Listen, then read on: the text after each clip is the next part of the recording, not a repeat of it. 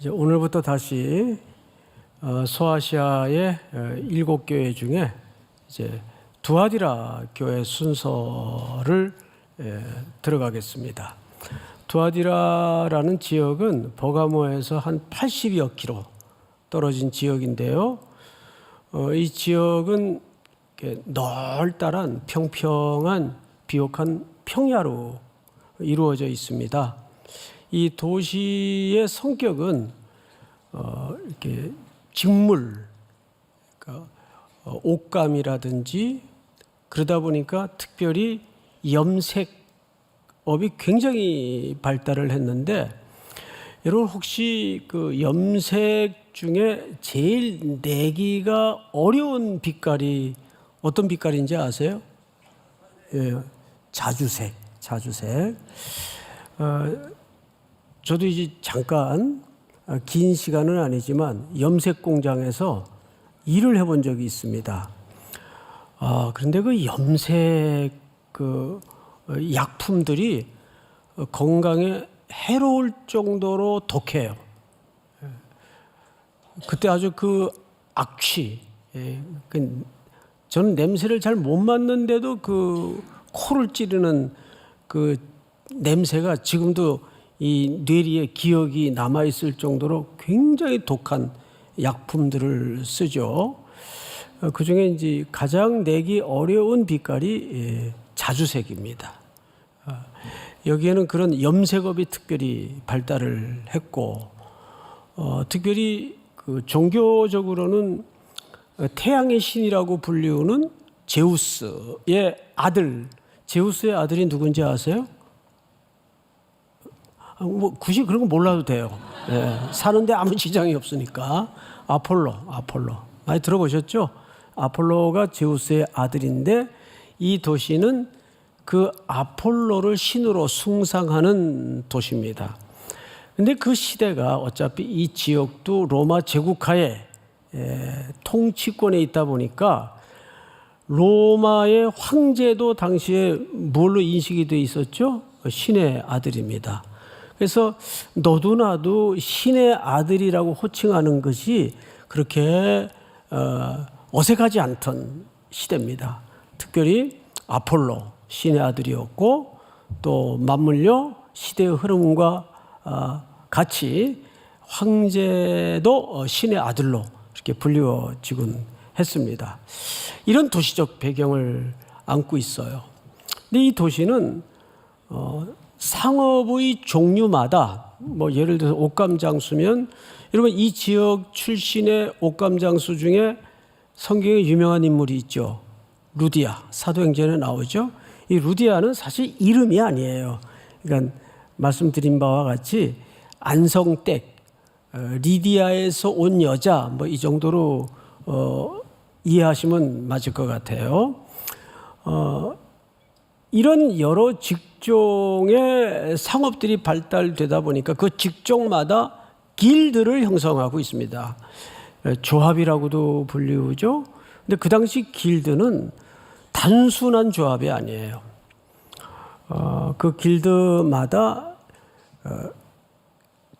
가입이 되면 경제적으로 여러 가지 유익과 혜택이 주어지는데, 특별히 그러면 들어가면 되지, 뭘 주저할 이유가 있나? 주저할 이유가 있습니다. 길드는 반드시 그 신전 안에 식탁 교제와 함께 이루어집니다.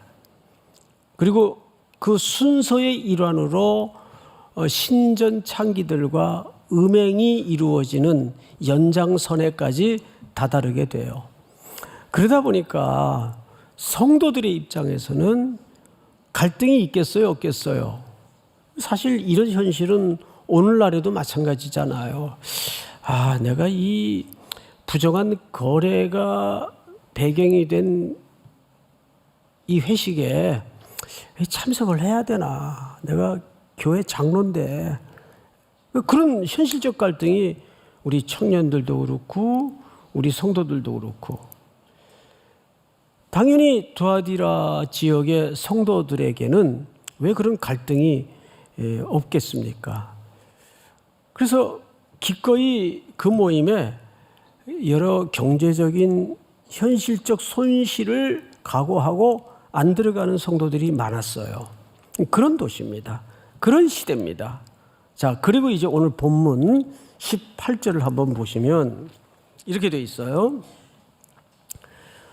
두아디라 교회의 사자에게 편지하라. 그 눈이 뭐 같았다고 돼 있죠? 예, 불꽃 같고. 이건 이제 그 두아디라 교회를 향한 예수님에 대한 묘사예요. 제가 7교회를 이제 순례하면서 각 교회마다 예수님이 자기 설명을 똑같이 했습니까? 다르게 했습니까? 다르게 했죠. 다르게 한 데는 그 교회에 주시는 메시지가 있다고 설명을 드렸어요.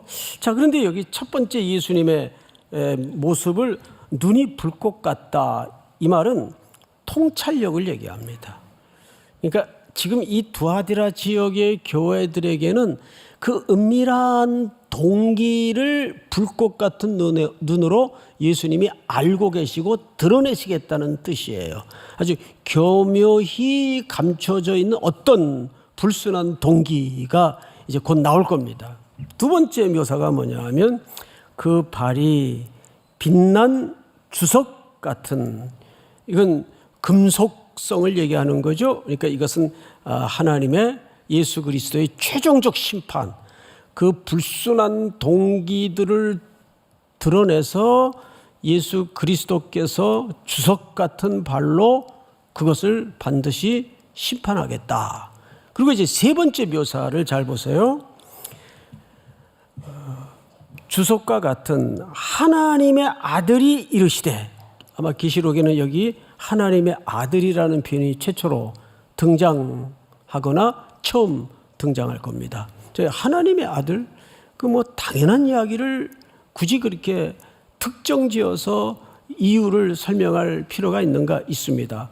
제가 이 도시 배경을 설명할 때 이 도시에 뭘 강조했죠? 제우스의 아들 아폴로가 뭘로 숭상되던 도시예요? 신으로 숭상되던 도시고, 또 조금 더 포괄적으로는 로마의 황제가 누구의 아들로 호칭되던 시대입니까? 신의 아들로 호칭되던 시대예요. 자, 그런 시대적 도시적 배경 때문에 예수 그리스도께서 자신을 뭘로 호칭했어요? 하나님의 아들이신 이가. 그러니까 이 말은 이런 뜻입니다. 참된 하나님의 아들은 예수 그리스도일 수밖에 없다.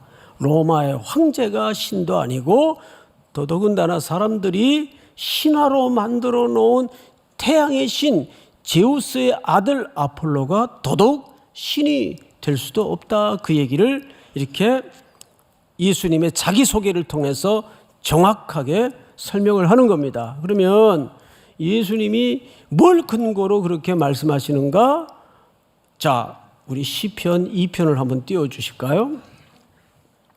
자, 내가 여호와의 명령을 전하노라. 여호와께서 내게 이르시되, 이제 하나님이 말씀하신 거예요. 너는 내 아들이라.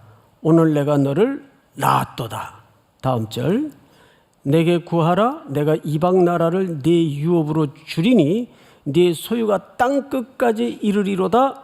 9절 다 같이 시작. 내가 철장으로 그들을 깨뜨리며 질그릇같이 부수리라 하시도다.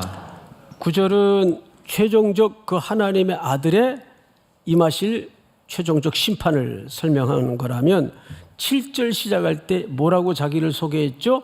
내가 여호와의 명령을 전하노라. 여호와께서 내게 이르시되 너는 내 아들이라. 이 너는 내 아들이라는 말은 오실 메시아 그리스도를 얘기합니다. 그 그리스도만이 참된 하나님이시라는 것을, 하나님의 아들이시라는 것을 설명하는 방식이죠. 어떤 시대에, 로마 시대에, 어떤 도시에서, 두아디라라는 도시에서, 할렐루야, 이 시대도 마찬가지예요. 누구만이 참된 하나님의 아들이십니까? 예수 그리스도만이 참된 하나님의 아들이심을 믿으시기 바랍니다. 자, 이제 다음 절을 볼까요? 19절.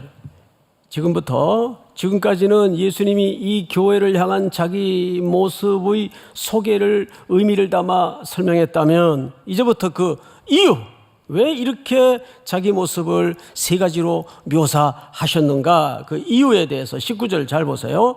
내가 네 사업과 그랬어요. 여기 사업이라니까 이게 좀 모호한 번역인데 새 번역 성경만 봐도 행위라고 표현되어 있고, 이 엘곤이라는 말은 행위라는 말입니다. 이 비즈니스라고 오해하기가 쉬운데 번역이 좀 모호하게 돼 있습니다. 그러면 엘곤, 네 행위라는 말이 무슨 의미일까? 바로 뒤에 행위의 내용이 소개됩니다. 잘 보세요. 사랑과 믿음과 섬김과 인내를 아노니, 네 행위를 안다. 근데 어떤 행위? 무슨 실적을 내고 비즈니스에 결과물을 내는 그런 행위를 얘기하는 게 아니라 오히려 네 가지 소개된 구성 내용을 보면 사랑과 믿음과 섬김과 인내, 뭐에 대한 덕목입니까? 우리 성품과 신앙인으로서 갖춰야 될 내면의 가치를 얘기하는 거예요. 뜻밖이죠? 우리가 행위하면 눈에 보이는 가시적인 행위를 생각할 수가 있는데 성품을 얘기하는 거예요. 뭐에 대한? 신앙인으로서의 성품. 자, 금년도에 우리 교회 표가 뭡니까? 잊어버리셨어요? 표대를 향하여. 근데 그 표대라는 것은 어떤 목적지나 결과물을 얘기하는 겁니까? 아니에요. 그리스도와 온전히 하나 되어가는 자기 정체성을 얘기하는 거예요. 그러니까 이 부분은 우리 70주년을 맞는 3.1교회 표와 굉장히 유관성을 갖고 있습니다. 그러니까 여기서 행위라고 얘기할 때는 눈에 보이는 가시적인 어떤 결과물이나 나타나는 비주얼한 측면을 얘기하는 게 아니고 우리 뭘 얘기하는 거라고요? 사랑과 믿음과 섬김과 인내를 아노니 네 나중 행위가, 여기 행위라는 말이 엘곤이라는 말을 썼어요. 그러니까 사업이라는 표현이나 여기 행위라는 표현이나 의미가 사실은 같은 의미예요. 행위를 얘기하는 거예요. 그러니까 네 행위가 처음 것보다 많도다. 자, 그러면 여러분 잘 생각하셔야 돼요. 일부 때도 우리 성도들이 이 부분 헷갈려가지고 대답을 잘 주저하시던데, 네 나중 행위가 처음 것보다 많도다. 칭찬일까요? 책망일까요? 칭찬이죠. 처음에는 이 교회가 두아디라 교회가 사랑도 그저 그랬고 믿음도 시원치 않았고 인내나 수고에도 굉장히 인색했어요. 그런데 네 나중 행위가 처음 것보다 많도다라는 말은 성숙했다는 뜻입니다. 그러니까 항상 개인이든지 교회 공동체든지 처음 출발은 지지부진하고 또 눈에 잘 보이지도 않고 왜 저 모양이지? 이렇게 평가될 수도 있어요. 그런데 갈수록 인생은 시궁창으로 들어가는 게 맞는 건가요? 갈수록 윤택해지는 게 맞는 걸까요? 윤택해지는 게 맞습니다. 갈수록 좋아져야 돼요. 그게 기독교의 가치예요. 믿습니까? 그래서 성경 속의 날짜 계산이 하루가 언제부터 시작이 됩니까? 저녁부터 시작이 돼요. 해가 지는 저녁부터 하루가 시작이 돼서 거꾸로 아침에 끝이 나요. 해가 돋는 광명한 아침에 하루가 끝이 나요. 이게 우리의 굉장히 중요한 메시지입니다. 그와 같이 독일 속담에도 그런 속담이 있더라고요. 끝이 좋아야 모든 게 좋다. 그 인생이 갈수록 윤택해져야 되는데 갈수록 이상하게 사람이 패랍스러워지고 고집불통이 되고 화만 자꾸 내고 저 사람이 나이가 들수록 왜 저러나 이런 평가가 되면 어떡하겠어요. 저도 그렇게 될까 봐 제일 겁나요. 예? 그래서 조심해요, 항상. 교회도 마찬가지예요. 교회도 처음에는 연약하니까 뭐 분쟁도 있고 어려움도 생기고 그럴 수 있겠죠? 그런데 갈수록 교회가 그리스도의 가치를 쫓고 하나님의 사랑이 부여해지고 그런 교회가 성숙한 교회입니다. 지금 먼저는 칭찬을 받고 있어요. 두아디라 교회가. 우리 3.1교회도 70주년을 맞으면서 새로운 70년은 이제 성장해서 어디로 가야 될까요? 성숙으로. 이제 옛날에 화 10번 내던 걸 이제 9번만 내고, 그러니까 한꺼번에 좋아지는 사람은 없어요. 그런 공동체도 없고, 모든 하나님의 역사는 시간 속에서 일하시는 하나님이심을 믿으시기 바랍니다. 예, 뭐든지 갑작스러운 것은 문제를 잠복시키게 돼 있어요. 천천히 부드럽게 처음보다는 나중이 낫다는 칭찬을 받았어요. 두아디라 교회는. 자, 그런데 뭐든지 본론을 얘기하려면 앞에 좋은 말을 하게 돼 있어요. 드라마나 영화도 뒤에 새드 무비로 끝나는 건 꼭 앞에 막 꽃가루가 떠다니고 좋은 스토리가 막 얹어져 있죠. 자, 20절을 좀 보십시다. 그러나 네게 책망할 일이 있노라. 이게 본론이에요. 책망할 일이 있노라.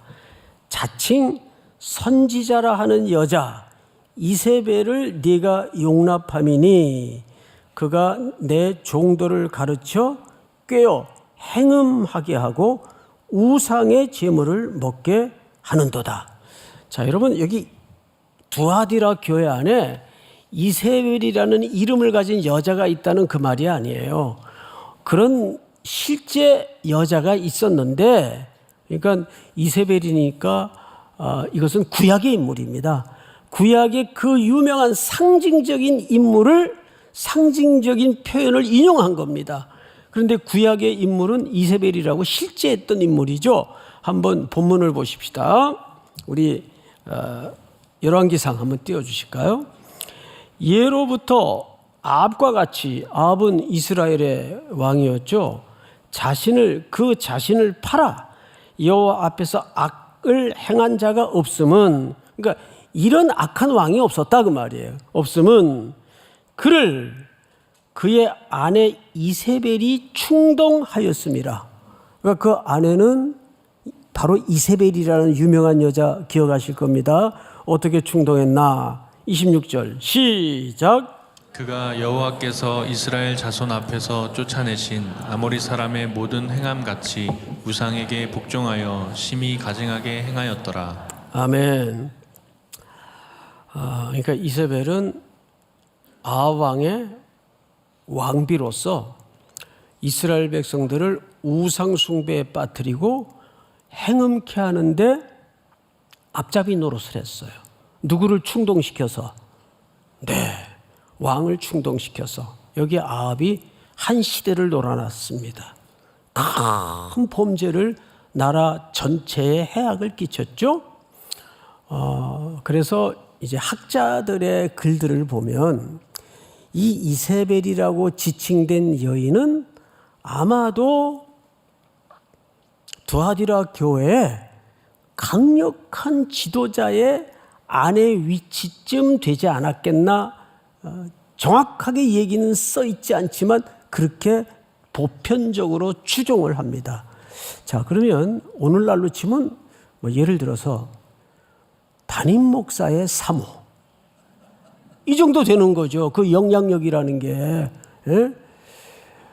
그런데 목사가 문제가 많아서 시끄러운 교회도 많지만 또 사모들이 문제가 돼서 시끄러운 교회가 굉장히 많아요. 이건 싫어합니다. 전 싫어 아니면 얘기를 안 해요. 어느 교회 사모님은 그렇게 부동산의 귀재예요. 투기, 그것도 무슨 투자까지도 봐주겠는데 투기에 열을 내가지고 그걸 공부하고 그래서 교인들을 꼬드겨 가지고 막 단체로 제주도에 땅 사러 다니고 그러다가 이게 교회 문제가 돼 가지고 결국은 끝이 좋지 않았어요. 어떻게 좋지 않았는가는 굳이 우리가 그것까지 알 필요는 없죠. 예? 이게 참 그 씁쓸하죠. 뭐 이런 비슷한 신뢰뿐만 아니라 또 사모님이 목사 안수를 받아가지고 또 이상한 또 신학 이론을 접목시켜서 온 교회를 거의 부당회장식으로 이렇게 영향력을, 그것도 건강한 영향력이 아닌 잘못된 영향력을 행사하는. 근데 우리 교회는 걱정하지 마세요. 사모가 누군지도 몰라요 지금.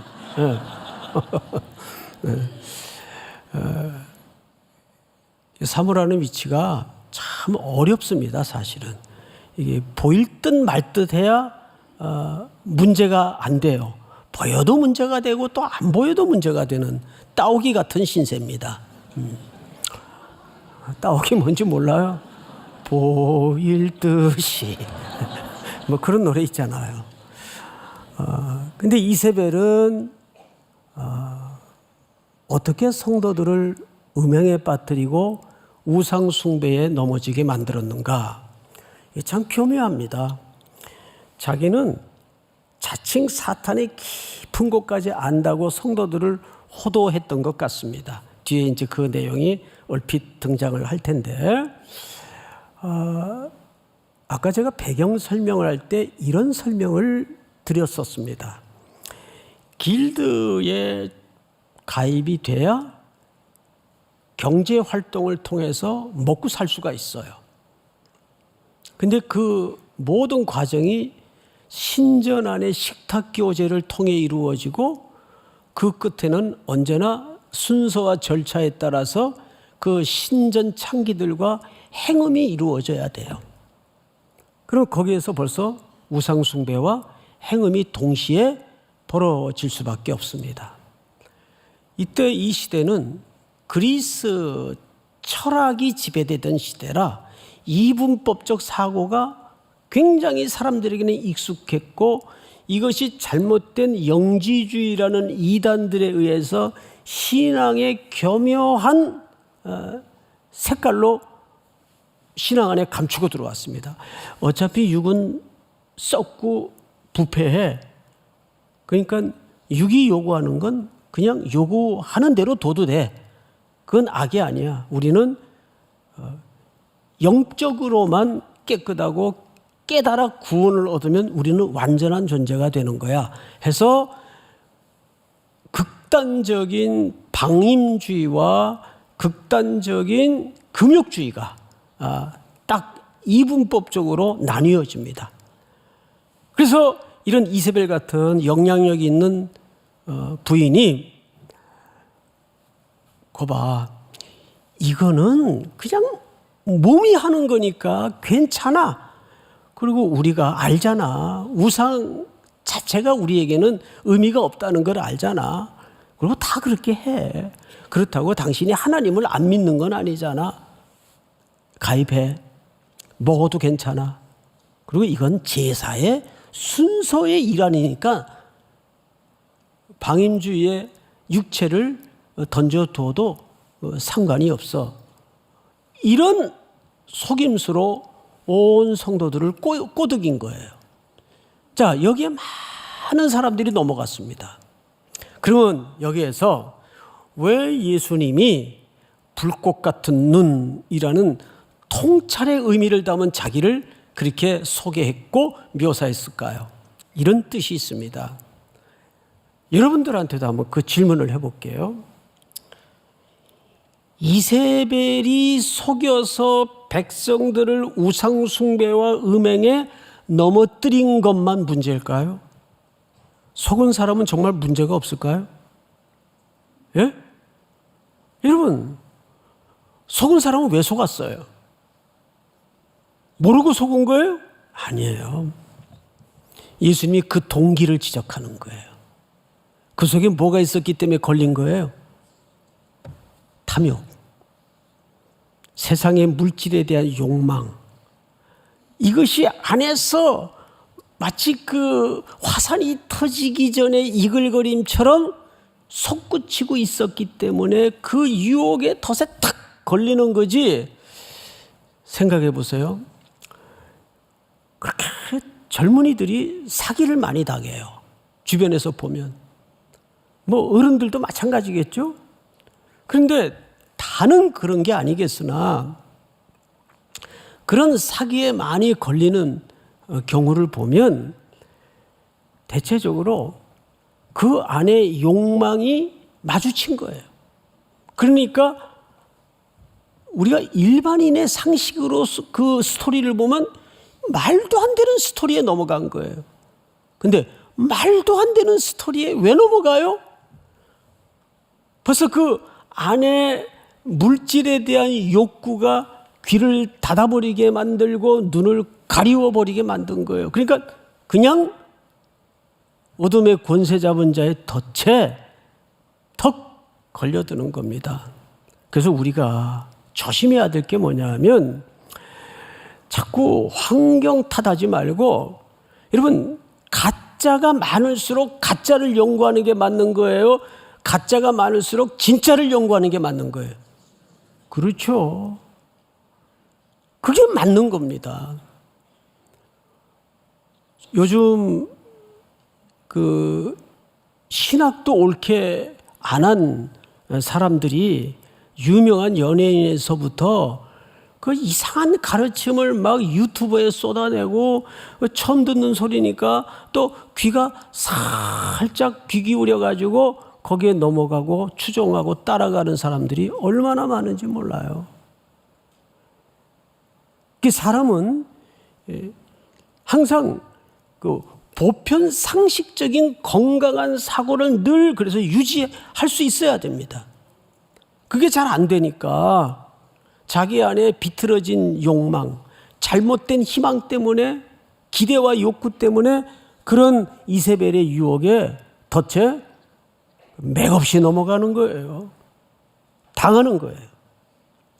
그 두아디라 성도들이 안 그래도 흔들리고 있었고, 안 그래도 그러니까 바위처럼 우뚝하게 그냥 누가 옆에서 때려도 비바람 불어도 끄떡 않는 버티는 심지 굳은 돌뿌리 같은, 나무뿌리 같은 그런 신앙을 갖고 있으면 누가 뭔 소리를 내도 정통 하나님의 말씀이 아니면 귀에 안 들어오는 인생이 돼야 돼요.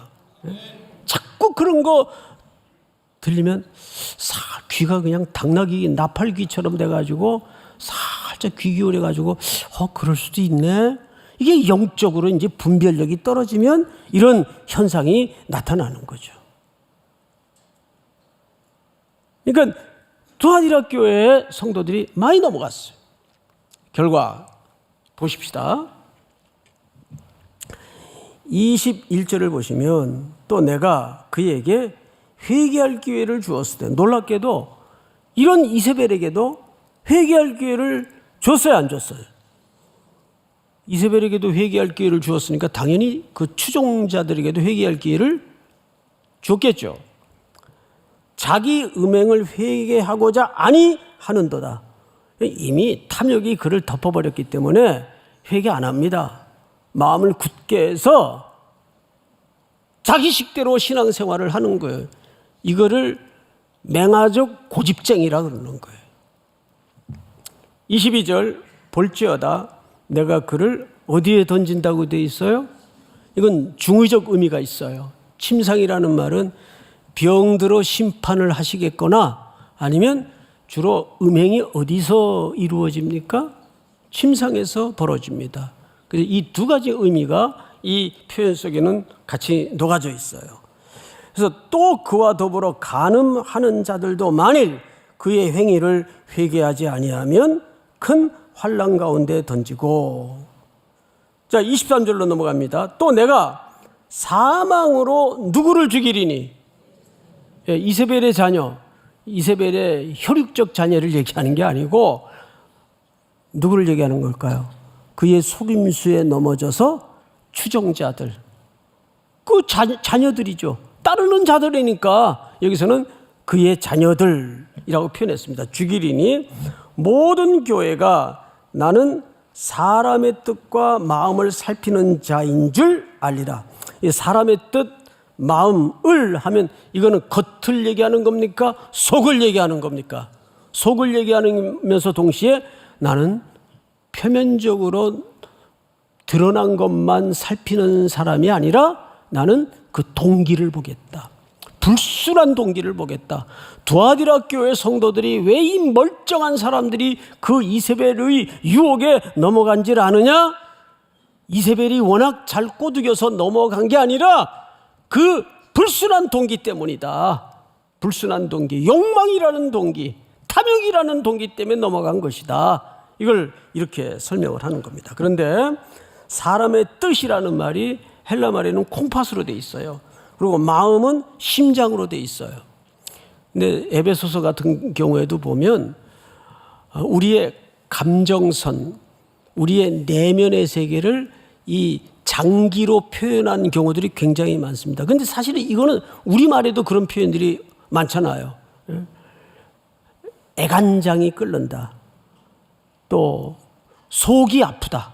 이런 표현들이 다 장기를 묘사해서 내면의 세계를 그 고통을 설명하는 표현 방식이란 말이죠. 그런 표현들은 뭐 여러분들이 더 훨씬 잘 아실 겁니다. 자, 그런데 내가 너희 각 사람의 행위대로 갚아주리라. 여기서 말하는 행위는 2장 18절의 말씀처럼 섬김, 사랑, 믿음, 인내 이런 덕목들을 얘기하는 거예요. 자, 24절 다 같이 시작. 두아디라에 남아 있어 이 교훈을 받지 아니하고 소위 사탄의 깊은 것을 알지 못하는 너희에게 말하노니 다른 짐으로 너희에게 지울 것은 없노라. 이 말은 무슨 얘기인가 하면 놀랍게도 이런 대세를 쫓아가는 넘어진 이세벨의 추종자들이 있었는가 하면 반면에 그 가운데에도 뒤돌아보지 않고 다시 오실 주님만을 향해서 넘어지지 않는 성도들이 있었어요. 그 얘기를 하는 겁니다. 24절 잘 보시면 두아디라에 남아 있어 이 교훈을 받지 아니하고, 이 교훈은 이세벨의 꼬드김을 얘기하는 거죠. 받지 아니하고 소위 사탄의 깊은 것을 알지 못하는 너희에게 말하노니, 즉 이세벨이 뭘로 꼬드겼다는 얘기입니까? 내가 영험한 능력을 받아서 사탄의 깊은 의도까지 다 알고 있어. 이렇게 꼬드긴 거예요. 그런데 오직 한 곳만 집중하는 사람들에게는 그런 게 귀에 안 들어와요. 넘어지지 않는 사람들을 얘기하는 거예요. 그들에게는 다른 짐으로 더 지울 것이 없다. 너희들 잘하고 있다. 그러면서 이들에게 약속을 하나 합니다. 자, 약속을 보십시다. 계시록 2장 25절. 다만 너희에게 있는 것을 내가 올 때까지 어떻게 하라? 굳게 잡으라. 아주 중요한 표현입니다. 이것을 보통 뭐라 그러냐면 버티는 힘. 우리가 직장에서도 그렇고 일상에서도 그렇고 정말 실력 있는 자가 누구냐 하면 화려한 면모를 갖춘 자가 아니라 버티는 자예요. 마지막까지 남는 자가 승자입니다. 여러분들이 그 굳건히 세워지고 버티는 마지막 자리까지 그리스도의 손에 붙잡혀 있기를 축복합니다. 버티는 힘을 얘기하는 거예요. 인내. 이기는 자와 끝까지 내 일을, 이것은 다음 날을 얘기하는 게 아니라 그리스도의 일. 그럼 그 그리스도의 일이 뭐겠습니까? 바로 사랑과 헌신과 섬김과 믿음과 인내와 수고를 얘기하는 거예요. 그것이 그리스도의 일입니다. 그 내 일을 지키는 그에게 만국을 다스리는 권세를 주리니 그가 철장을 가지고 그들을 다스려 질그릇 깨뜨리는 것 같이 하리라. 이 마지막 날 최종적 심판이 그의 권세에 있다는 것을 설명하면서 나도 내 아버지께 받은 것이 그러하니라. 우리가 아까 시편 2편을 봤죠. 자, 28절 다 같이 마지막으로 시작. 내가 또 그에게 새벽별을 주리라. 자, 여기 그에게 새벽별을 준다는 말은 무슨 뜻일까? 그리스도와 함께 통치하는 권세를 줄 거라. 그런 약속을 최종적으로 끝까지 버티는 자, 이기는 자에게 하시는데, 이 새벽별의 정체가 뭐냐? 계시록 22장을 좀 띄워주세요. 나 예수는 교회들을 위하여 내 사자를 보내어 이것들을 너에게 증언하게 하였노라. 나는 다윗의 뿌리요 자손이니 곧 광명한 무슨 별? 예수님이 새벽별이에요. 어둠을 끝내고 아침을 맞도록 가장 초롱이 밝게 정확하게 떠오르는 별이 여기는 문예적으로 새벽별이라고 묘사하고 있습니다. 그 새벽별이 여러분들과 함께 만국의 권세와 통치의 권세를 가지고 다시 오시는 그날까지 여러분들에게 주어진 진리를 끝까지 붙들고 승리하는 우리 3.1 공동체 여러분 인생의 시간들이 될 수 있기를 주의 이름으로 축복합니다. 다 일어나십시다. 주님 다시 오실 때까지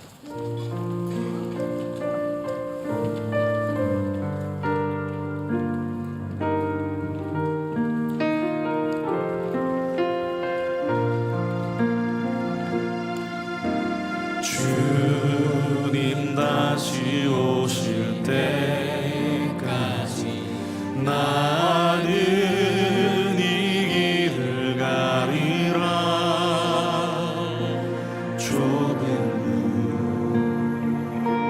좁은 길 나의 십자가 지고